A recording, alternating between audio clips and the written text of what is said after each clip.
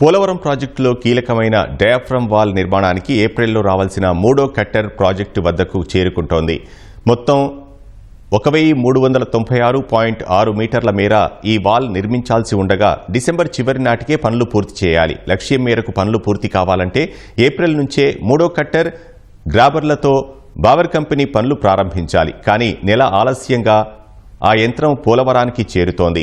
ఈ కట్టర్లో కొన్ని పరికరాలు నిన్న పోలవరం చేరాయి. మిగిలినవి త్వరలో రానున్నాయి. వీటన్నింటినీ బిగించి ఈ నెల 7 నుంచి 3 కట్టర్లతో పనులు చేపట్టనున్నారు. కీలకమైన డయాఫ్రమ్ వాల్ నిర్మాణ పురోగతిని బట్టే ప్రధాన డ్యాం నిర్మాణం, గడువులోగా ప్రాజెక్టు పూర్తి చేయడము ఆధారపడి ఉన్నాయి. డీవాల్తో పాటు నవంబర్ నుంచి సమాంతరంగా ప్రధాన డ్యాం రెండో భాగం పనులు చేయాలనేది ఆలోచన. విదేశీ నిపుణుల బృందం ఈ నెల 4 నుంచి ప్రాజెక్టు వద్దకు వస్తున్న నేపథ్యంలో ఆకృతులపైన కీలక చర్చలు జరగనున్నాయి.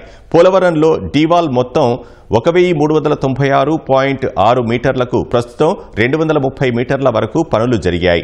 డయాఫ్రమ్ వాల్ నిర్మాణంలో గోదావరి గర్భంలో కొన్ని చోట్ల 20 మీటర్ల లోతు వరకు, మరికొన్ని చోట్ల 90 మీటర్ల లోతు వరకు వెళ్లవలసి ఉంటుంది. ఎక్కడ రాయి తగులుతుందో అక్కడి వరకు ప్యానెల్ను పంపి అక్కడి నుంచి ప్లాస్టిక్ కాంక్రీట్ నింపి ఈ నిర్మాణం చేపట్టాల్సి ఉంది. ఫిబ్రవరి, మార్చి నెలల్లో లక్ష్యం ప్రకారం డీవాల్ పనులు పూర్తయినా మూడో కట్టర్ రానందున ఏప్రిల్ నెలలో పురోగతి తగ్గింది. మూడో కట్టర్ రంగప్రవేశం తర్వాత పనులు వేగవంతం పుంజుకుంటాయని అధికారులు తెలిపారు.